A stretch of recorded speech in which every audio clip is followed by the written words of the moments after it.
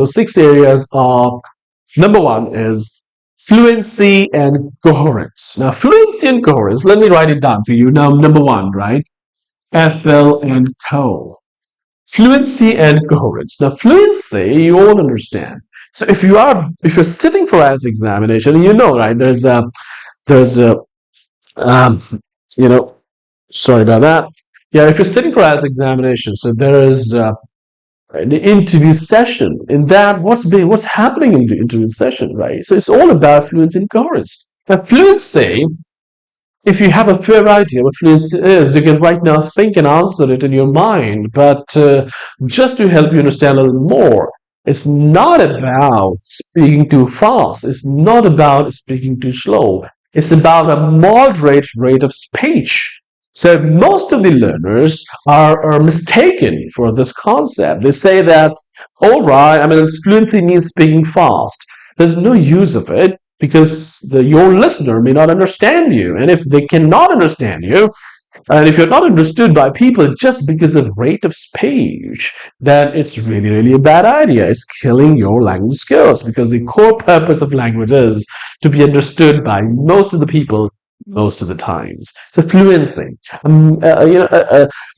free flow of your sentences without any obstacle, without any difficulty, right? And people can understand you. So free flow of your sentences, or your words, in fact, will come there in detail. That's your fluency. Like you maintain it like a river flow, right?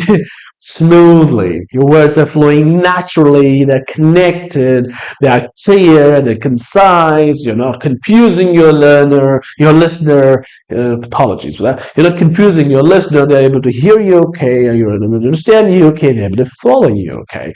Fluency. And what kills the fluency? The breaks, right? You might have noticed, like when many people speak, they take a lot of breaks when they're speaking, right? It could be like, okay, whatever, right? And it could be some favorite words, right? The people keep repeating those words all the time. That also kills fluency. Those words are like, okay, you know, right? What I'm talking about, you know that. So do not break and kill your fluency because of fillers and foghorns. Well, don't worry about the names. Fillers, right, and foghorns. So no repetition of words, no breaks, too much of breaks. Natural breaks are okay because we're all human beings. We take natural breaks. That's how we speak, right? Naturally. But it does not deviate. It doesn't confuse your listener. Fluency. And coherence. Anybody has any idea what coherence is? Because this is also one of the important parameters in IELTS examination. Fluency with coherence. Coherence is about the connectivity of your thoughts and ideas, your words, your sentences, whatever you're saying. Is it making any sense? That is coherence. The beauty of language is fluency and coherence, the connectivity. So that's really important out there, isn't it? So, coherence, the connectivity of your ideas. I mean, you're not confusing your listener at all. You know where to start, you know where to stop, right? Imagine a time when you went to find out some information and the other side, they gave you so much of information that you got really confused. What was I looking for? That is called incoherent speech when there's no head and tail, right? So that's incoherent. So opposite of incoherent is the coherent speech pattern, right? So pay attention there too. Right, and the second one, the second step in your map of learning languages, use of language. We call it use of language. Now, use of language is actually here, the meaning of use of language is your grammatical skills, your grammar, right? How good are you at your grammar, right? Are you able to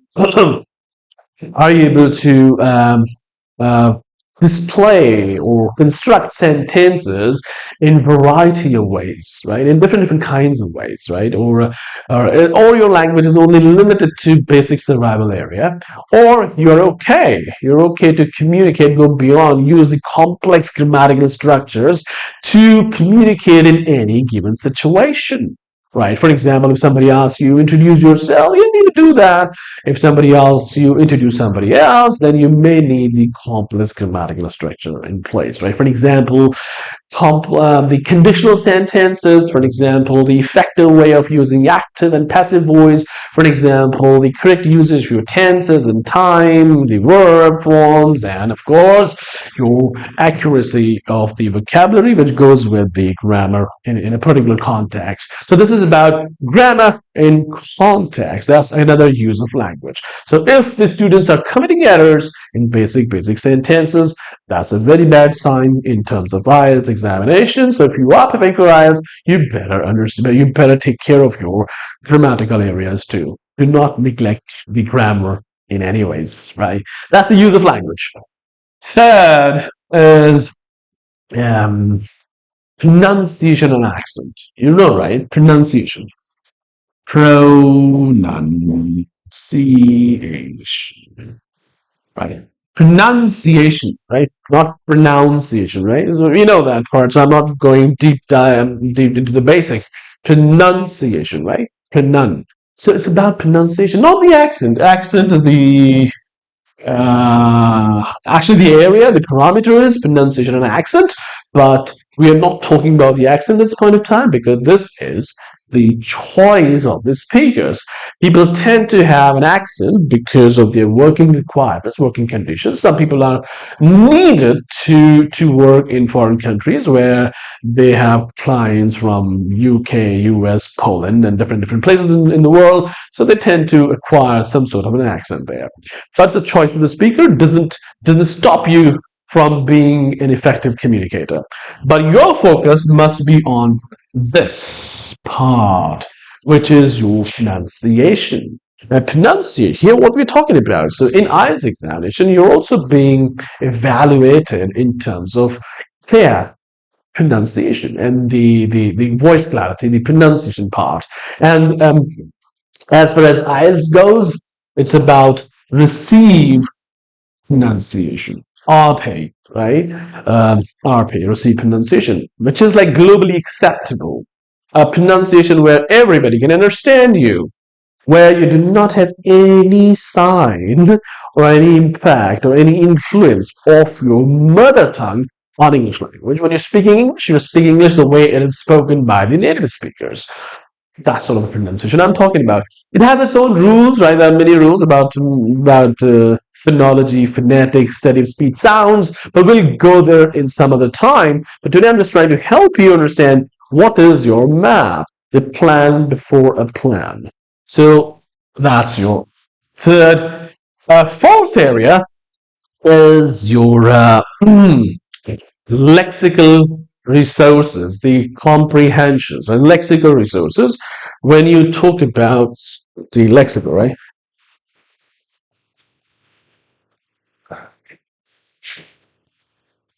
So you are being evaluated, you're being judged or evaluated or assessed in the IELTS examination a lot on your vocabulary. Like, do you have enough words in your glossary? Are you able to communicate and pick up the right words when you're even writing or you're speaking? Right. So IELTS heavily tests people on lexical resources. Now, lexical is the set of vocabulary, the words in your range, right? The range, right? For example, you take a word and then you have better word and different words for different situations, right? So in a nutshell, or I would say your range of vocabulary to express better. So how many? It's not about, by the way, don't get me wrong, don't get me confused with, don't get me wrong when I say passive vocabulary. So passive vocabulary is not needed in IELTS. Now, passive words are those competitive words which are meant to do a competitive examination like CAT or GMAT. GRE types, right? So we are not talking about the passive vocabulary. We are talking about the active vocabulary, the words which moves quite easily understood, but at least you should have variety, right? I'll give you the detailed example when we reach there, right? I'll give you the detailed example when we do that. So that's your fourth area. Your fifth area is your interactive communication. Because in your interview round, right, in your spoken round in IELTS, your interactivity matters the most. Because, say, if you're good at grammar, if you're good at pronunciation, if you're good at language and use, or if you're good at fluency and coherence, but you're not interactive, you're not talking, you're not able to connect, build rapport, make an impression, doesn't work that way. So this chain will be broken. Your communication will be incomplete if you are not interactive. So we gotta do this, right? We gotta. So that's the interactive, right? Communication. So you gotta be interactive when you're talking. You should be able to engage your listener in a conversation without making him feel bored, right? That's interactive communication. And one of the important areas in any kind of communication, right? Not limited to IELTS only, it's about the way you communicate with the world. It is that. Now we have the last one, the sixth area, and your sixth area is listening comprehension, and that's why we have a listening test in IELTS, a very important one.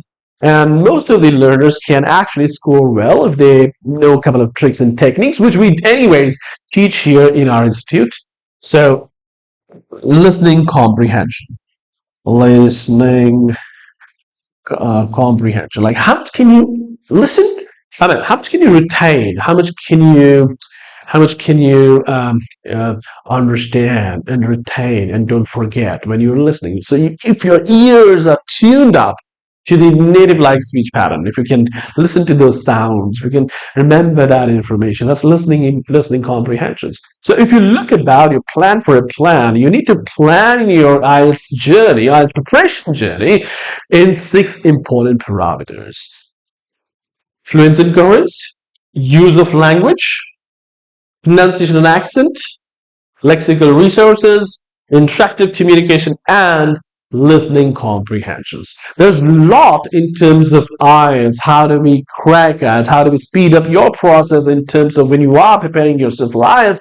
How do we make it easy for you? We have many ideas and techniques which we help our students with. We have a nice lab set up in our institute where listeners can come or learners can come, sit, listen to the audios and prepare their listening skills. We have reading, writing, listening, and speaking sessions all through this summer for you, right? Looking forward to speaking to you more. And if you have any question, you are more than welcome to walk into our institute and talk to us directly how to crack IELTS in no time. Those 6 areas are